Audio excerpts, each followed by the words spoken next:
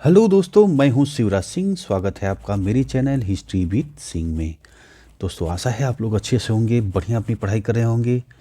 तो दोस्तों, मैं आपको जो एनसीईआरटी हिस्ट्री है उसको जो है मैंने आपको पिछले वीडियो में आपने अध्याय 1, अध्याय 2, कक्षा 6 क्लास 6 की जो है मैंने कंप्लीट कराई है। आज मैं आपको कंप्लीट कराऊंगा अध्याय 3 जो है। इसमें टॉपिक है आरंभिक नगर। ये है कक्षा आपकी 6 की, क्लास 6 की इतिहास है। एनसीईआरटी की पुस्तक है ये, ठीक है। तो दोस्तों, जैसा कि आप जानते हैं कि बिना एनसीईआरटी अगर आप अच्छे से जो है एनसीईआरटी तैयार कर लेते हैं ना, तो ये जो है हर एग्ज़ाम में काम में आती है। जैसा कि आप जानते हैं भाई, अगर बेस मजबूत करना है तो एनसीईआरटी ज़रूरी है पढ़ना, ठीक है। तो इसी उद्देश्य को जो है मैं पूरा करने के लिए मैं एनसीईआरटी की जो पुस्तकें हैं उसको जो है आपको क्लियर करा रहा हूँ, ठीक है। बाकी कोई आपको कोई सुझाव देना है तो ज़रूर कमेंट करिएगा, ठीक है। तो आज का टॉपिक आपका रहेगा अध्याय 3 है आरंभिक नगर, ठीक है। तो भाई आइए, ये यहाँ से आप जो है देखिए हड़प्पा की कहानी, ठीक है। तो हड़प्पा की कहानी, तो ये शुरू करने से पहले दोस्तों एक जो है आपको अपनी कहानी बताऊं कि मैं जो है हम और जो है हमारे भाई साथ के पढ़ने वाले थे, वो सरकारी स्कूल थी गांव में, प्राइमरी स्कूल थी। क्लास 1 में जो है हम लोग थे, ठीक है। तो उसमें जो है एक कमरे कई सारे बने हुए थे। तो एक कोने में जो कमरा था वो बड़ा थोड़ा सा अंधेरा रहता था वहाँ पे, दिन में भी अंधेरा टाइप का रहता था। और वहाँ पे गौतम बुद्ध की जो है मूर्ति बनी हुई थी, उनकी बड़ी बड़ी लटें बनी हुई थी, पेड़ उड़ बने हुए थे। तो उस कमरे को हम लोग जो है भूतहा कमरा, हाँ, भूत जहाँ भूत रहते हैं उस स्थान को हम लोग वही मतलब बोलते थे कि भूतहा कमरा है वो। तो हम लोग मतलब जो भी साथ के थे वो जल्दी जाते नहीं थे और बताते थे अरे वो भूतहा कमरा है, भूत रहता है वहाँ पे, है ना।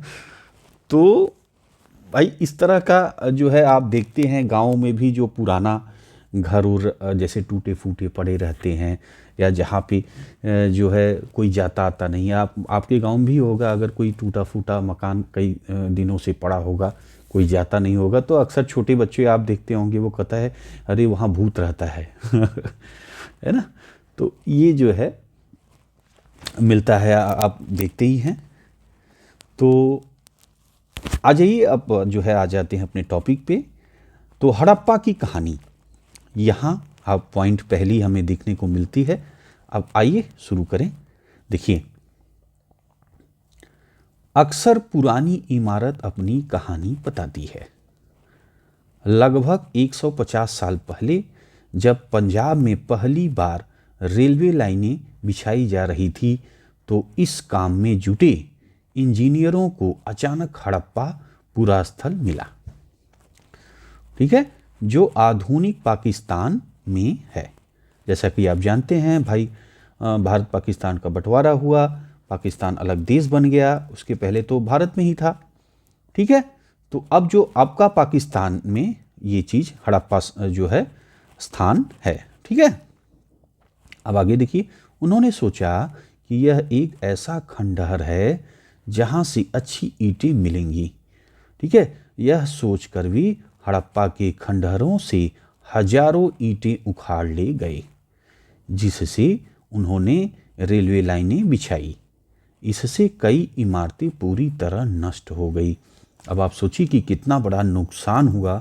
अगर ये ईंटें मिलती तो हो सकता था और चीज़ें हमें जानकारी मिलती, लेकिन जो है अज्ञानतावश इन्होंने बस ईंट की ईंट मिल जाएगी और इतना बड़ा जो चीज़ें थी।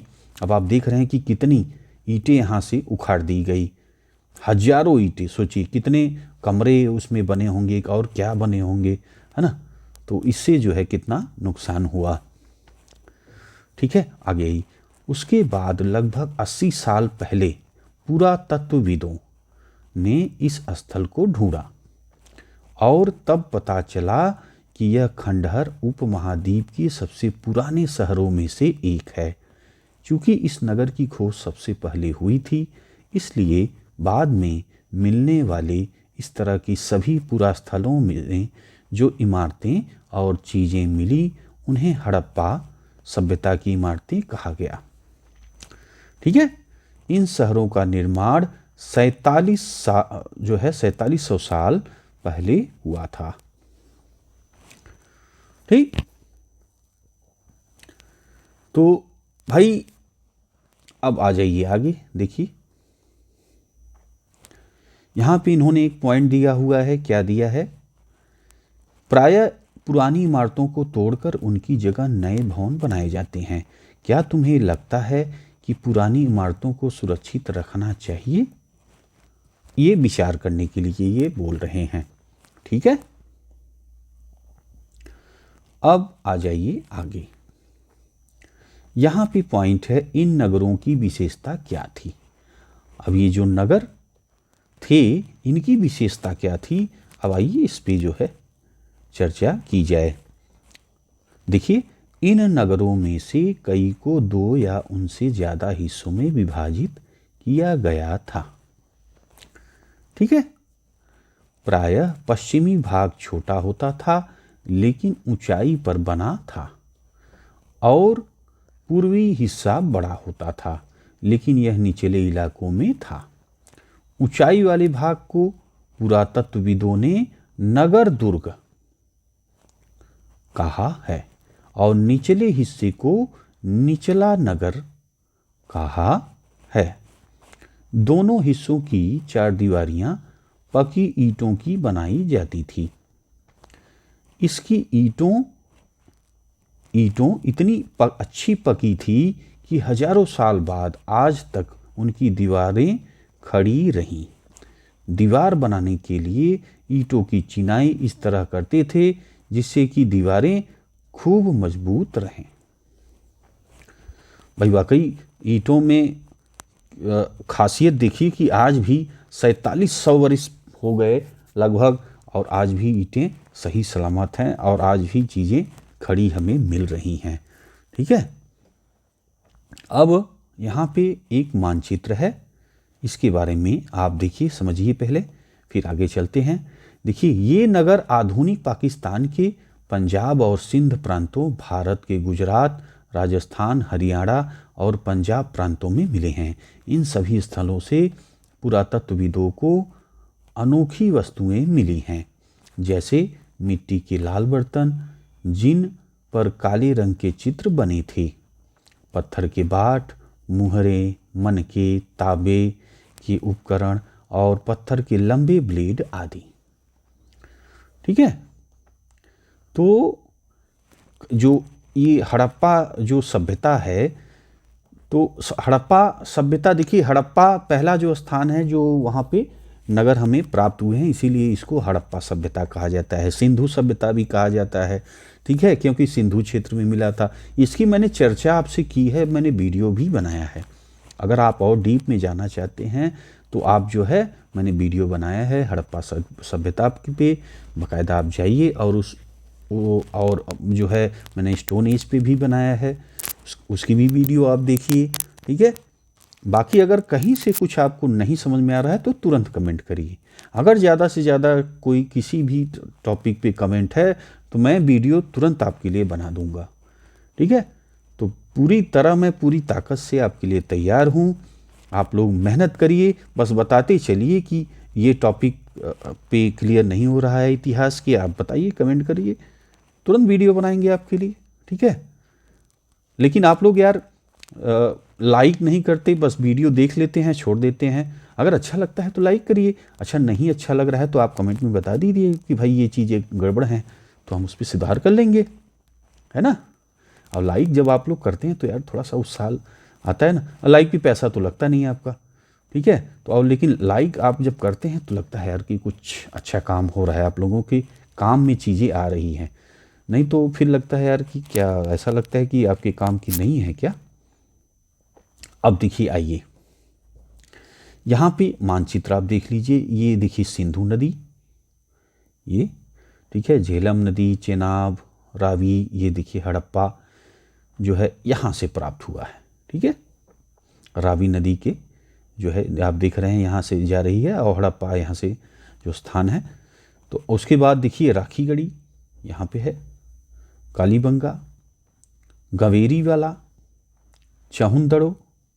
अब ये देखिए, ये अब भारत का विभाजन हो गया तो मोहनजोदड़ो कहाँ चला गया? पाकिस्तान में चला गया है। सोतका को कहाँ चला गया है? देखिए पाकिस्तान में चला गया है ना। और ये सारी चीज़ें आप देखिए भारत में हैं, कालीबंगा, राखी गढ़ी, है ना। और जो है देखिए चहुंदड़ो, धौलवीरा, ये सब भारत में है। सुरकोदता भारत में है। लोथल आपका भारत में है। ठीक, आ जाइए इधर देखिए और आगे। कुछ नगरों के नगर दुर्ग में कुछ खास इमारतें बनाई गई थी। मिसाल के तौर पर मोहनजोदड़ो में खास तालाब बनाया गया था। अभी तालाब मैं आपको दिखाऊंगा, देखिएगा, जिसे पुरातत्वविदों ने महान स्नानागार कहा है। इस तालाब को बनाने में ईंट और प्लास्टर का इस्तेमाल किया गया था। इसमें पानी का रिसाव रोकने के लिए प्लास्टर के ऊपर चारकोल की परत चढ़ाई गई थी। सॉरी। इस सरोवर में दो तरफ से उतरने के लिए सीढ़ियां बनाई गई थी और चारों ओर कमरे बनाई गई थी। ठीक है, इसमें भरने के लिए पानी कुएं से निकाला जाता था। उपयोग के बाद खाली कर दिया जाता था।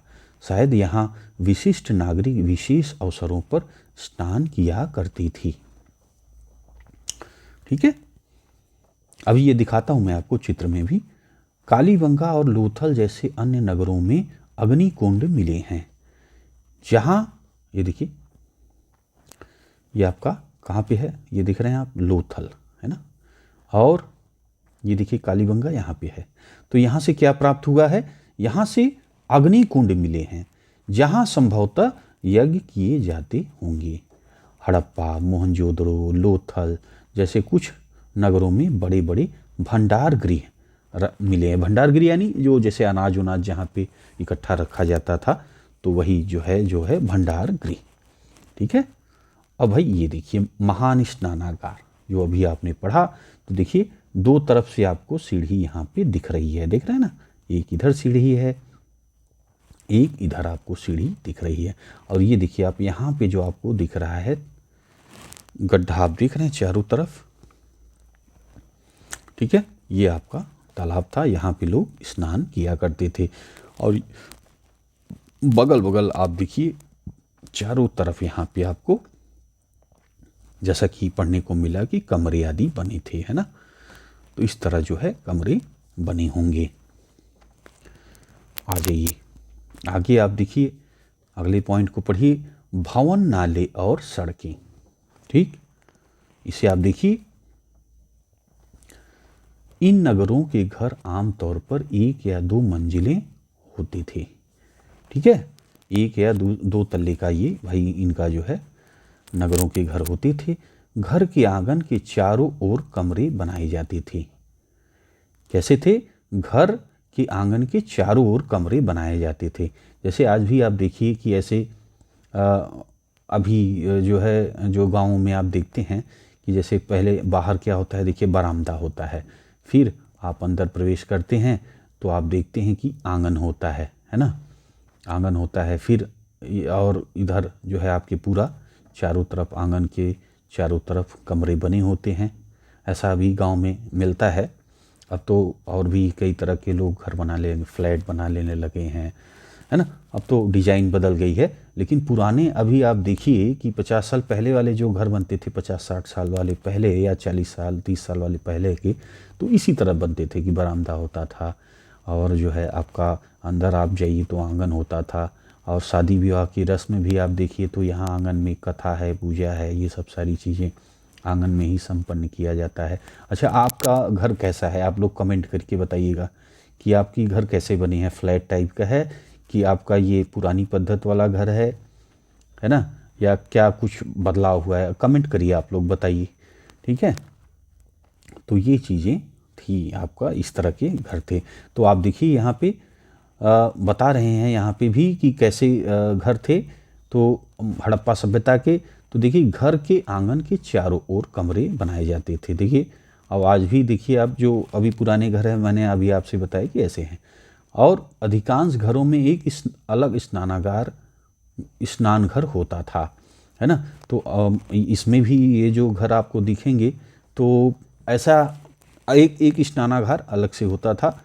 जो है वहाँ पे सब लोग सार्वजनिक मतलब अलग से एक बना था, उसमें लोग जाते थे घर के। ठीक है, अब तो देखिए कि अटैच हो गया है सब कुछ।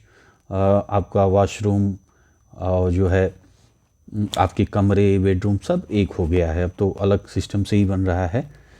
तो इस तरह था। और कुछ घरों में कुएं भी होते थे। ठीक है, अब देखिए उस घर में कुएं भी थे कि भाई आपका पानी उनी कम हुआ तो पानी निकाल लिए।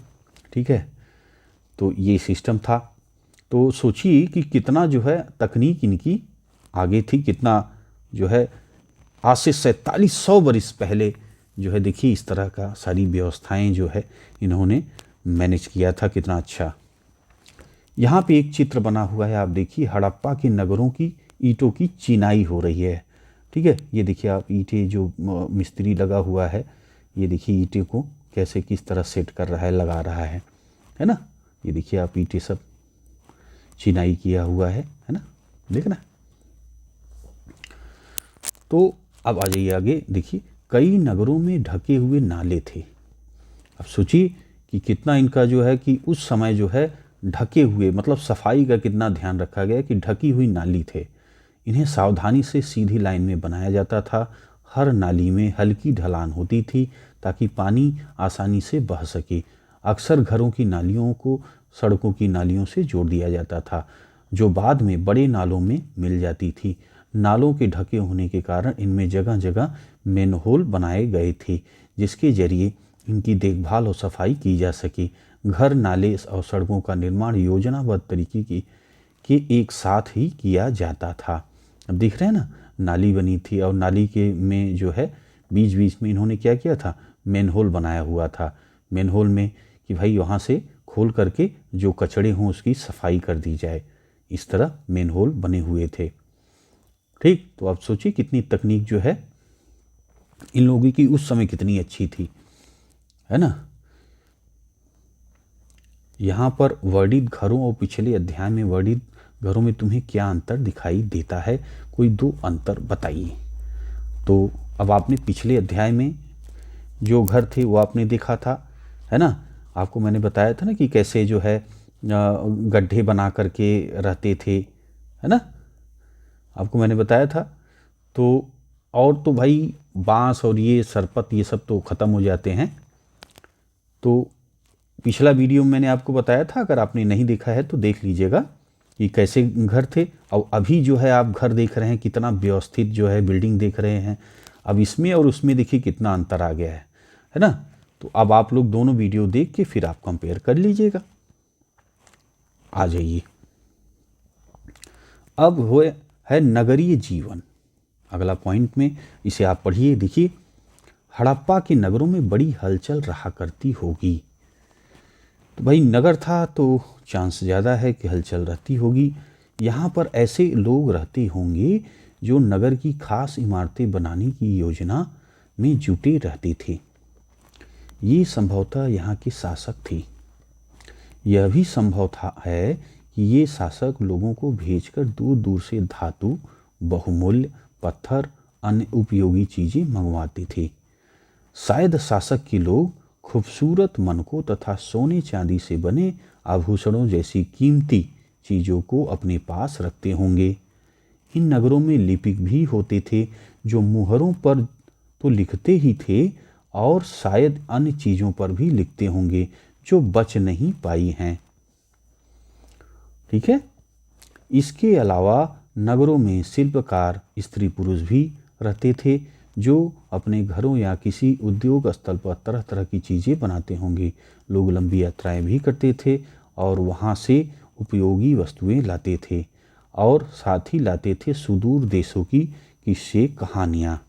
ठीक है, मिट्टी के बने कई खिलौने भी होते मिले हैं जिससे कि बच्चे खेलते होंगे। ठीक है, तो आपने देखा भी अध्याय 1, अध्याय 2 में आपने देखा, अध्याय 2 में आपने देखा कि कैसे जो है मानव आखेटक किया करते थे, संग्रह किया करते थे, है ना, और शिकार के लिए एक जगह से दूसरे स्थान पे जाया करते थे। जब जानवर जब प्रवास कर जाते थे तो उनके पीछे पीछे आदमी भी चल देते थे। अब देखिए यहाँ पे थोड़ा सा इसमें बदलाव आप देख पा रहे हैं कि लंबी यात्राएं कर रहे हैं और बाहर से जो है, अब देखिए यहाँ पे सोने चांदी जो है मंगवा रहे हैं, है ना, धातु है, बहुमूल्य पत्थर का है, उपयोगी चीज़ें जो है मंगवा रहे हैं, लाने के लिए जा रहे हैं, है ना। तो भाई ये देखिए बदलाव आ गया है।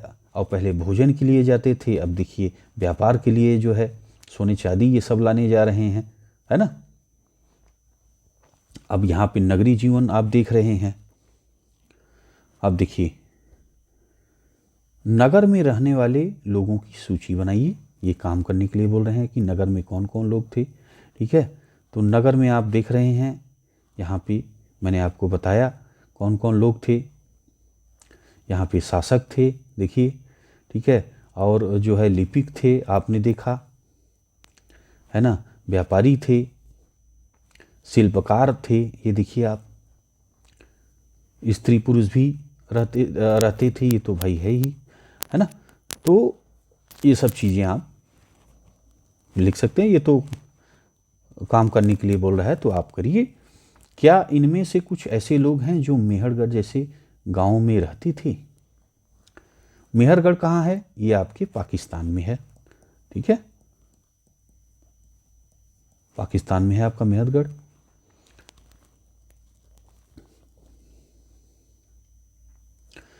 अब देखिए यहाँ पे सबसे ऊपर देखिए मोहनजोदड़ो की एक सड़क और उसमें बना नाला।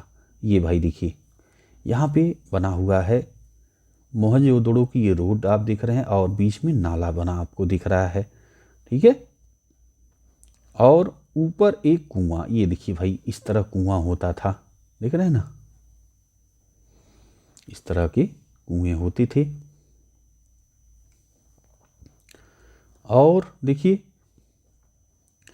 बाईं ओर आप देखिए तो हड़प्पा की एक मोहर, ये देखिए भाई हड़प्पा की एक मोहर आपको दिख रही है। यहाँ पे लिखा हुआ भी है और चित्र भी बना है एक श्रृंगी बैल का, आप देख रहे हैं। ठीक है, तो यहाँ पे आप देखिए एक लिपि है, ये खास तरह की लिपि से जो है आप देख पा रहे हैं। उपमहाद्वीप में पाए गए लेखन का यह प्राचीन उदाहरण है। भाई ये प्राचीन उदाहरण है। विद्वानों ने इसे पढ़ने की कोशिश की लेकिन अभी तक यह पता नहीं चल पाया है कि इसका अर्थ क्या है ना। अब देखिए अजीबोगरीब डिजाइन भी है, आप देख पा रहे हैं कि किस तरह ऐसे है, ये मछली आकार का बना हुआ है ना। तो अभी जो है सफलता, जैसा कि यहाँ पे लिखा है कि विद्वानों ने इसे पढ़ने की कोशिश की है लेकिन अभी तक यह पता नहीं चल पाया है कि इसका अर्थ क्या है। ठीक है, और ये देखिए दाईं तरफ पकी मिट्टी की ये सब सारे खिलौने बने हुए हैं, है ना। ये सारे पकी मिट्टी के खिलौने आप देख रहे हैं। आ जाइए आगे, अगला पॉइंट को आप पढ़िए, नगर और नए शिल्प। इसे आप पढ़ें।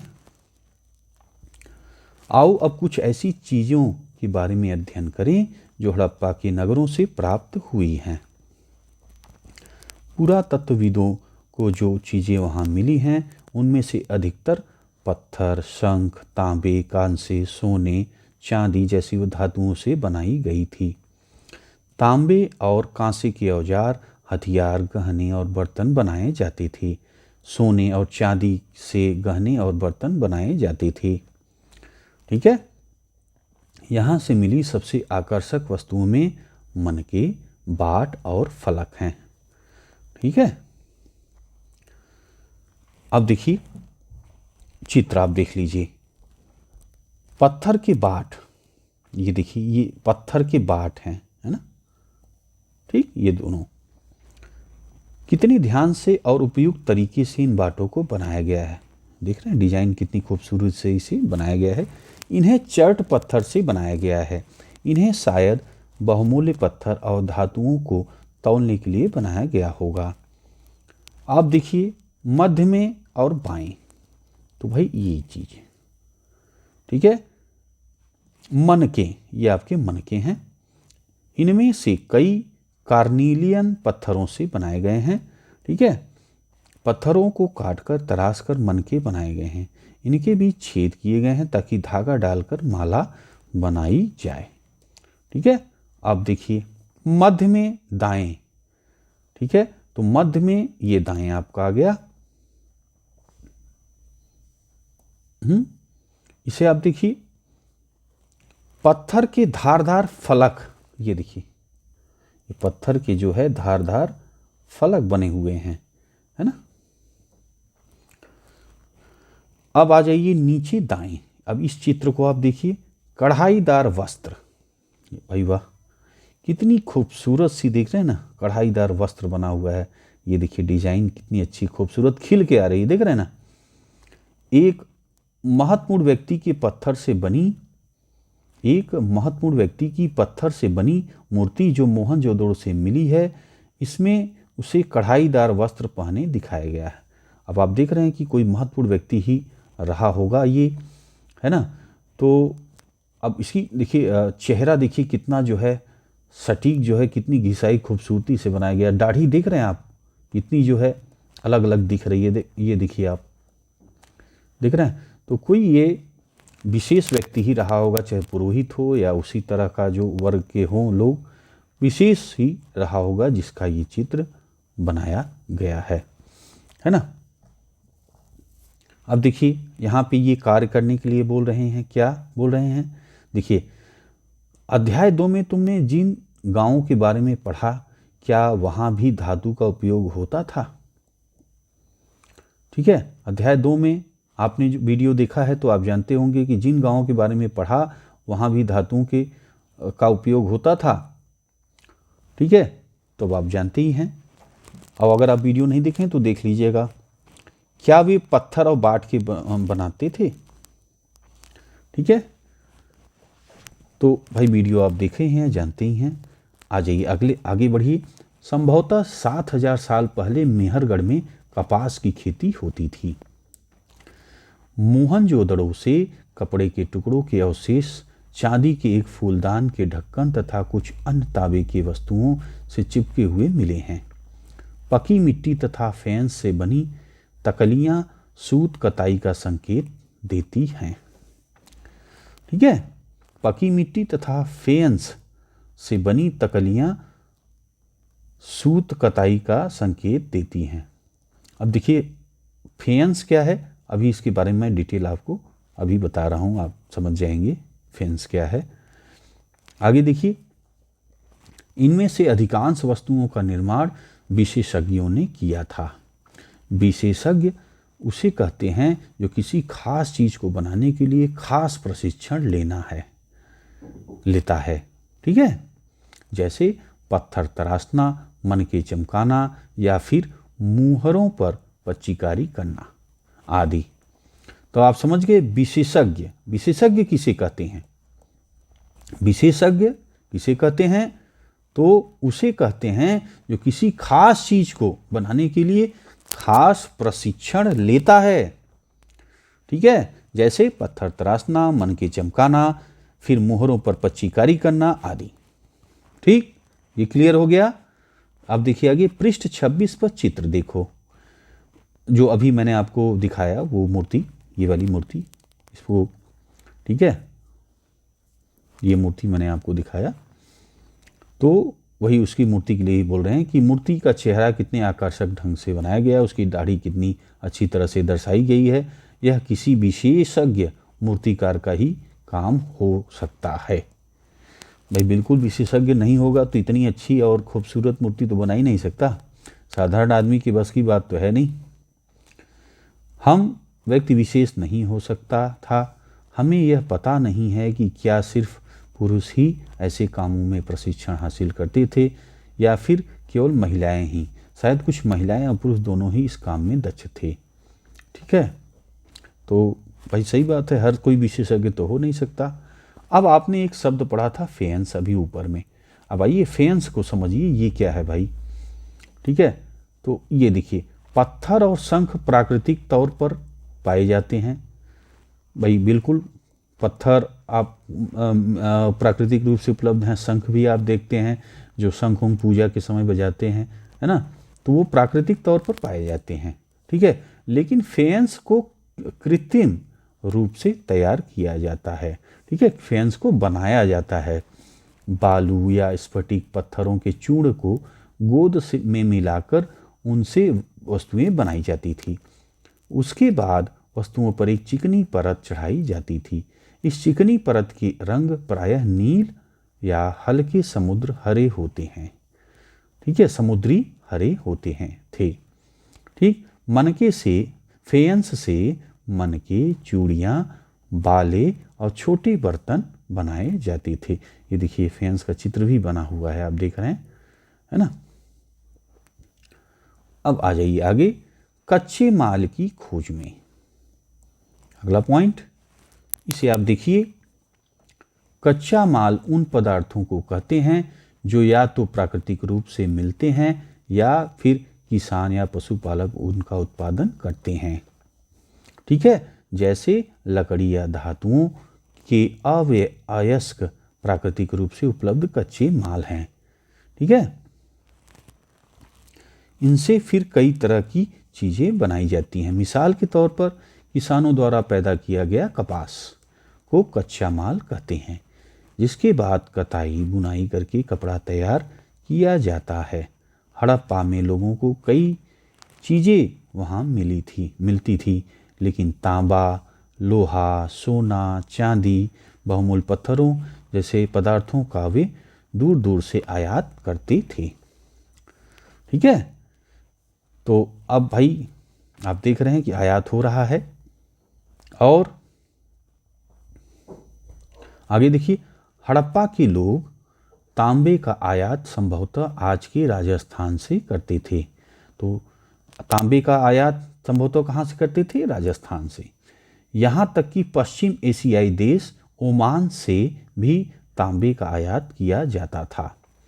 चलिए भाई, अब ओमान, ओमान कहाँ पे है बताइए आप लोग। चलिए आइए मैप आपको दिखाएं, क्लियर होगा आपको।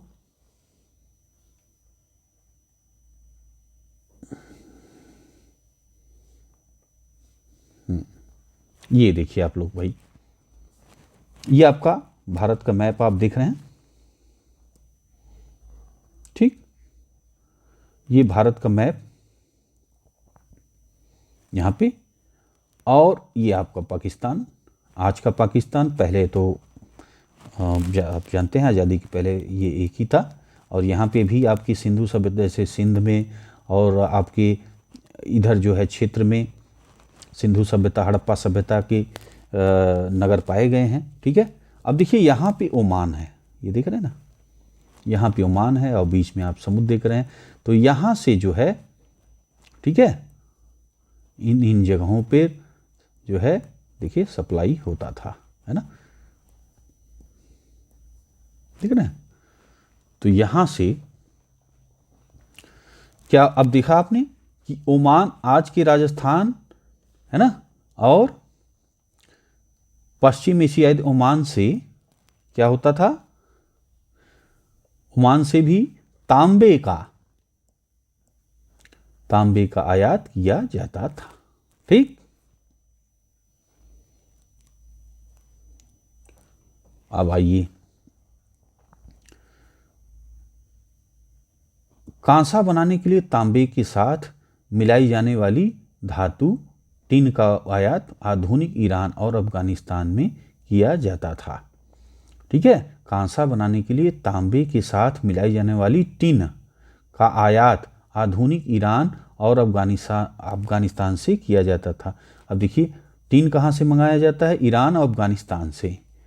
ये भाई देखिए, ये देख रहे हैं। तो यहाँ पे आप देखिए,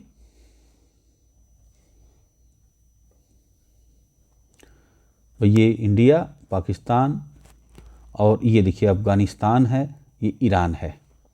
तो यहाँ से आपका और अफ़गानिस्तान से, ठीक है, यहाँ से अफ़गानिस्तान से क्या मंगाया जा रहा है? देखिए सोने का आयात, ये यहाँ से टिन जो था, जो धातु में मिलाया जाता था, वो आपने मंगाया ईरान से और अफ़गानिस्तान से आता था। सोने का आयात आधुनिक कर्नाटक और बहुमूल्य पत्थर का आयात गुजरात, ईरान और अफ़गानिस्तान से किया जाता था। ठीक है,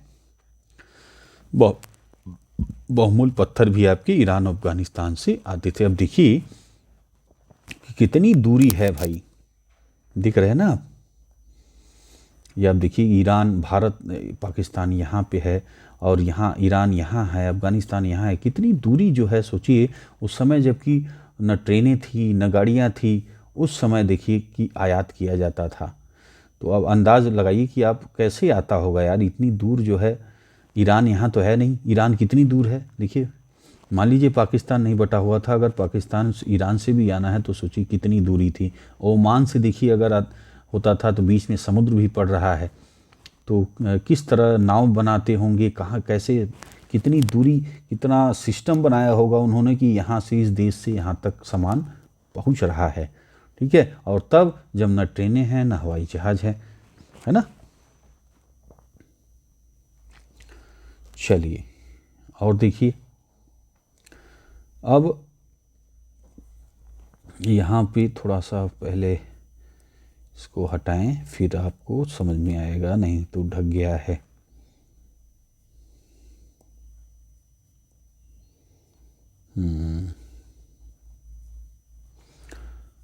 चलिए भाई,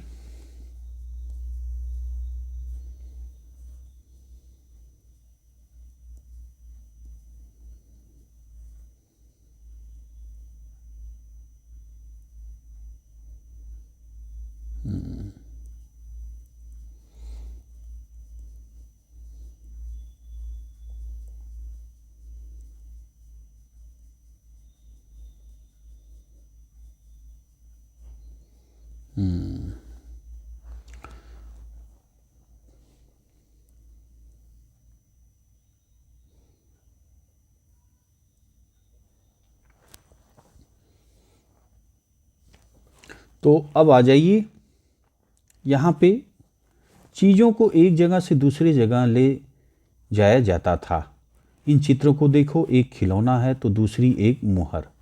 अब भाई देखिए, अब आपको अंदाज कैसे पता लगेगा कि उस समय में जो आपके हड़प्पा सभ्यता में किस चीज़ का उपयोग करते होंगे, ये आयात करने के लिए सामान ढोते कैसे होंगे। तो यहाँ पे देखिए आप जो है खिलौने प्राप्त हुए हैं, देख रहे हैं ना। ये देखिए,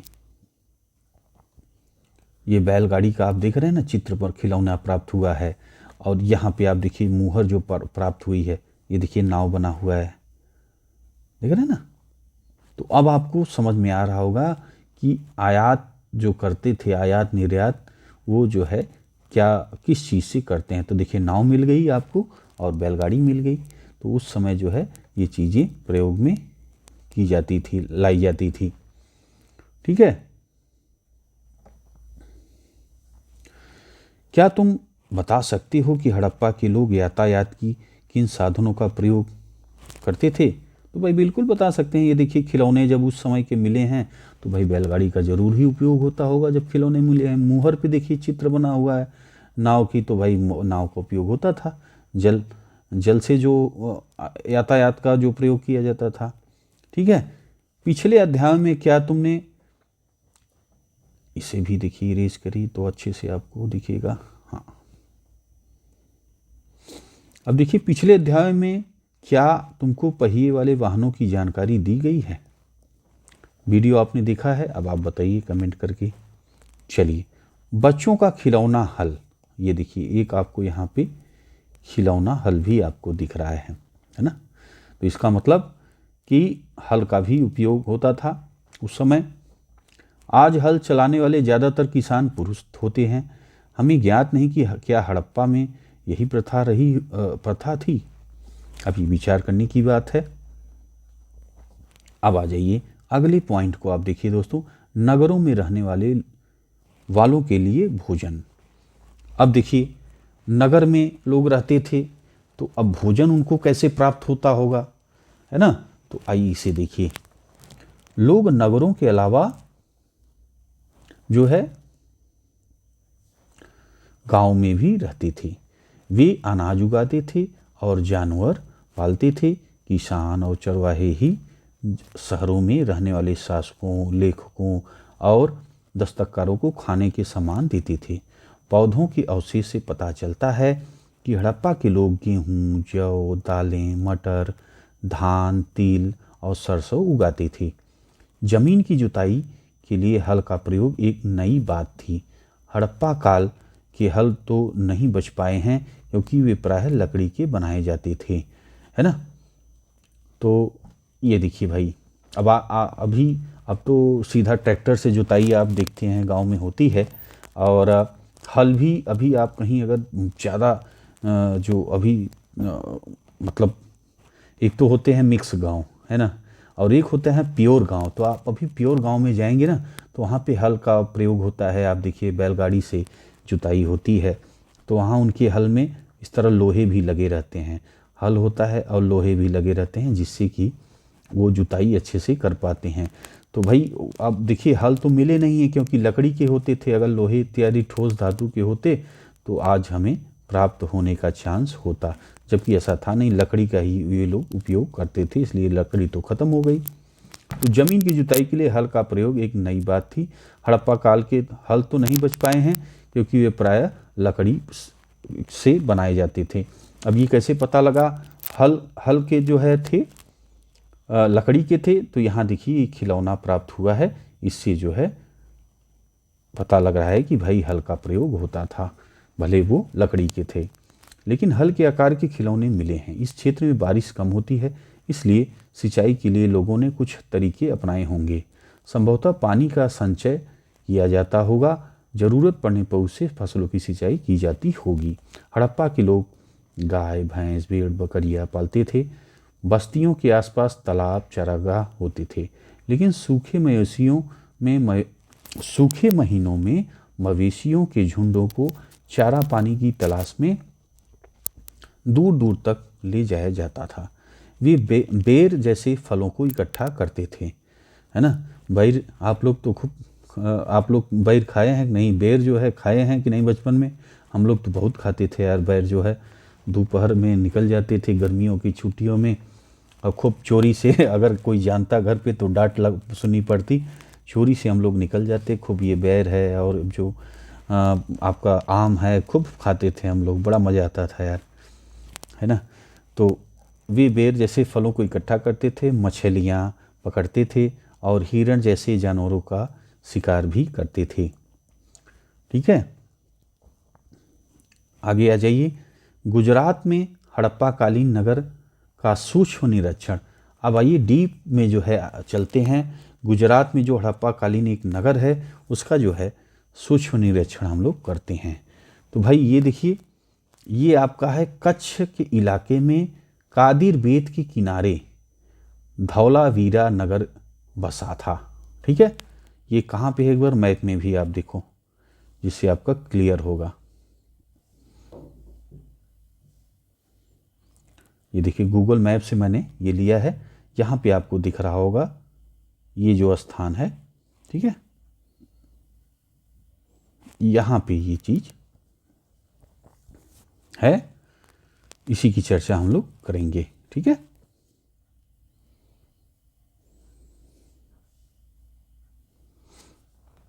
तो देखिए इसे,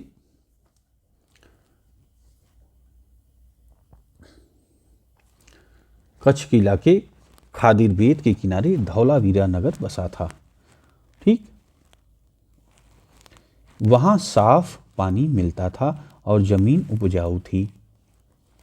ठीक, जहाँ हड़प्पा सभ्यता के कई नगर 2 भागों में विभक्त थे, वहीं धौलावीरा नगर को 3 भागों में बांटा गया था। तो देखिए हड़प्पा सभ्यता जो है उसके जो है ज़्यादा जो नगर प्राप्त हुए हैं उसमें 2 भागों में ही बटा था। जैसा कि मैंने आपको बताया कि आपने पढ़ा भी कि पश्चिमी भाग और पूर्वी भाग।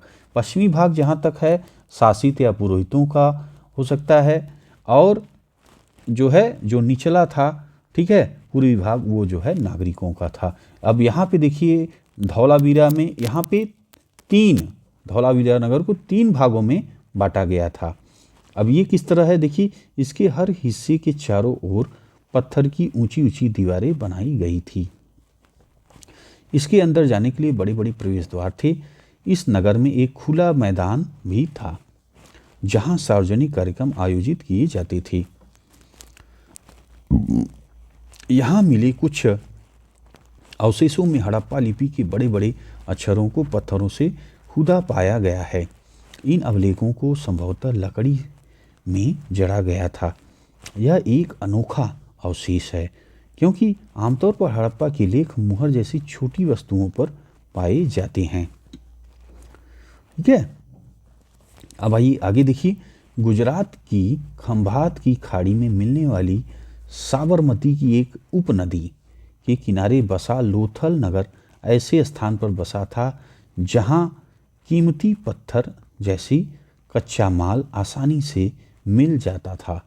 यह पत्थरों, शंखों, धातुओं से बनाई गई चीज़ों का महत्वपूर्ण केंद्र था। इस नगर में एक भंडारगृह भी था। इस भंडारगृह से कई मुहरे, मुद्रांकन या मुहरबंदी गीली मिट्टी दबाने से बनी उसकी छाप मिले हैं। ठीक है, तो भाई लोथल का बंदरगाह आप ये देखिए, ये लोथल का बंदरगाह आपको दिख रहा है। यहाँ पे पानी दिख रहा है आपको, ये देखिए ईंटें यहाँ पे बनी हैं, है ना। तो ये आपका है लोथल का बंदरगाह। यहाँ यह बड़ा तालाब, ये जो तालाब है यह बड़ा तालाब लोथल का बंदरगाह रहा होगा जहाँ समुद्र के रास्ते आने वाली नावें रुकती थी। ठीक है, संभवतः यहाँ पर माल चढ़ाया उतारा जाता होगा। ठीक, आगे आ जाइए। यहाँ पर एक इमारत मिली है जहाँ संभवतः मनके बनाने का काम होता था। पत्थर के टुकड़े, अध बने मनके बनाने वाले उपकरण और तैयार मनके भी यहाँ मिले हैं। तो इसी से जो है अंदाज लगाया गया है कि भाई यहाँ मनके बनाने का कारखाना होगा। अब आ जाइए, ये पॉइंट समझिए, मुद्रा या मुहर और मुद्रांकन या मुहरबंदी, जैसा कि अभी आपने पढ़ा इसको, तो इसे आप भाई समझिए। तो देखिए, मुहरों का प्रयोग सामान से भरे उन डिब्बों या थैलों को चिन्हित करने के लिए किया जाता होगा जिन्हें एक जगह से दूसरी जगह भेजा जाता था। थैले को बंद करने के बाद उसके मुहाने पर गीली मिट्टी पोतकर उन पर मुहर लगाई जाती थी। मुहर की छाप को मुहबंदी कहते हैं। अगर यह छाप टूटी हुई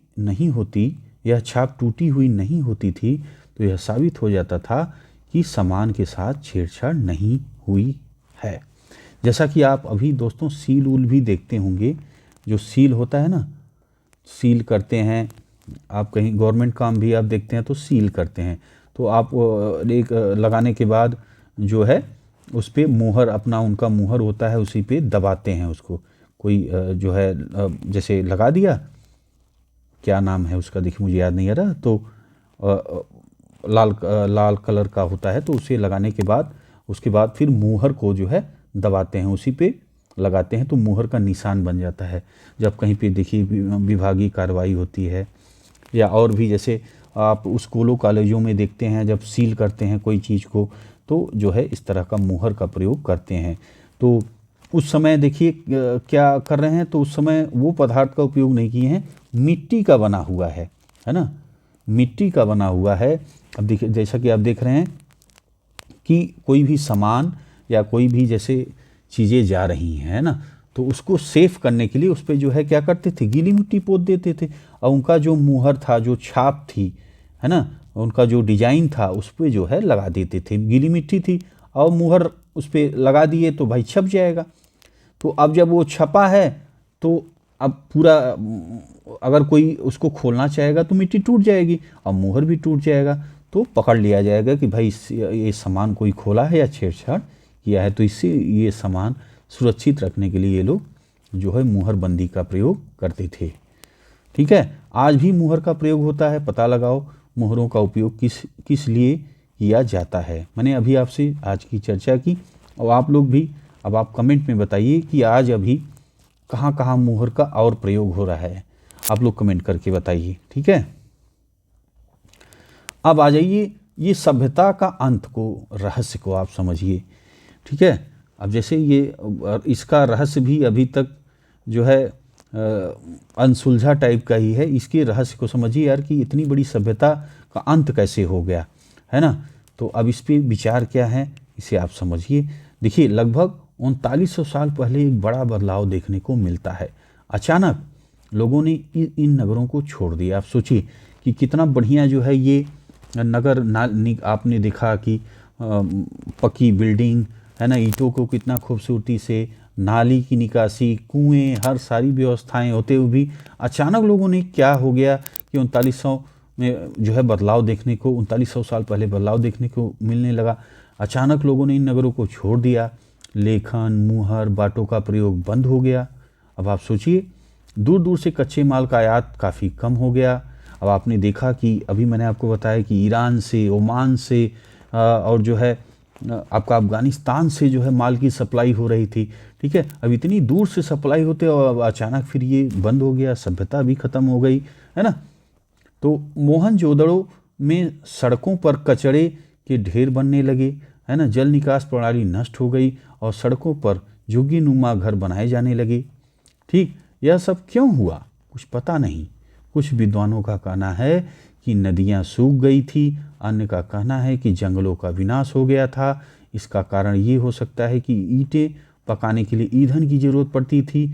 इसके अलावा मवेशियों के बड़े बड़े झुंडों से चारागाह के और घास वाले मैदान समाप्त हो गए होंगे। कुछ इलाकों में बाढ़ आ गई, लेकिन इन कारणों से यह स्पष्ट नहीं हो पाता है कि सभी नगरों का अंत कैसे हो गया, क्योंकि बाढ़ और नदियों को सूखने का असर कुछ ही इलाकों में हुआ होगा, है ना। तो और इसमें ये भी एक और उदाहरण दिए हैं कि मतलब जो युद्ध द्वारा भी इनका विनाश हो गया। जैसे कई एक जगह पे कई सारी जो है कटे छत विछत हड्डियां मिली थी, तो कहते हैं कि युद्ध द्वारा इनका विनाश हो गया था। लेकिन ये चीज़ सारी बातें जैसा कि आपने पढ़ा कि परफेक्ट नहीं लगती हैं। आगे देखिए, ऐसा लगता है कि शासकों का नियंत्रण समाप्त हो गया। जो भी हुआ हो, परिवर्तन का असर बिल्कुल साफ दिखाई देता है। आधुनिक पाकिस्तान के सिंध, पंजाब की बस्तियां उजड़ गई थी। कई लोग पूर्व और दक्षिण के इलाकों में नई और छोटी बस्तियों में जाकर बस गए। इसके लगभग 1400 साल बाद नए नगरों का विकास हुआ। इनके बारे में तुम अध्याय 5 और 8 में पढ़ोगे। ठीक है, ये आगे आप पढ़ेंगे। और देखिए, अब देखिए यहाँ पे क्वेश्चन पूछ रहे हैं, ये तो आप जो है सॉल्व कर लीजिएगा। ठीक है, कि अब आप चेक भी कर लेंगे कि भाई हम जो है पढ़े तो याद है कि नहीं है ना। अब उपयोगी शब्द, ये सब शब्दों के बारे में भी आपने जाना, है ना। और कुछ महत्वपूर्ण तिथियां हैं, इनको भी आप देख लीजिए। ये देखिए कुछ महत्वपूर्ण तिथियां यहाँ पे हैं। जैसे मेहरगढ़ के कपास की खेती लगभग 7000 साल पहले। नगरों का आरंभ लगभग 4700 साल पहले। हड़प्पा के नगरों के अंत की शुरुआत लगभग 3900 साल पहले। अन्य नगरों का विकास लगभग 2500 साल पहले। ठीक, तो भाई ये जो है आज आपका कंप्लीट हो गया। आरंभिक नगर अध्याय 3 आपने कक्षा 6 की इतिहास की NCERT की पुस्तक की कंप्लीट कर ली है। ठीक है, तो अब अगले वीडियो में हम लोग अगला अध्याय देखेंगे। भाई दोस्तों, अगर आपको अच्छा लगा है तो लाइक ज़रूर करिए। यहाँ तक आपने देखा है भाई तो पक्का तो मुझे लगा है कि अच्छा आपको अच्छा लगा है, तभी आपने यहाँ तक वीडियो देखा है। तो लाइक ज़रूर करते हुए जाइएगा और दोस्तों में शेयर करिए। देखिए अच्छी चीज़ों को शेयर करिए। आप लोग जो बिना काम की चीज़ें शेयर करते हैं जिससे कोई फ़ायदा नहीं होने वाला है, तो ये चीज़ आप शेयर करिए अपने दोस्तों को, जिससे कि उनका कुछ लाभ हो, उनकी पढ़ाई अच्छी हो सके। आप जानते हैं दोस्तों ना कि एनसीईआरटी जो बुक्स है ये बहुत ही महत्वपूर्ण है। कोई भी आप तैयारी कर रहे हैं, कोई भी कंपटीशन आप दे रहे हैं, उसके लिए ये बहुत महत्वपूर्ण है। ठीक है, तो बस दोस्तों ये वीडियो इसी पे समाप्त करते हैं। मिलेंगे आपसे अगले वीडियो में। वीडियो आपने देखा इसके लिए आपका बहुत बहुत धन्यवाद।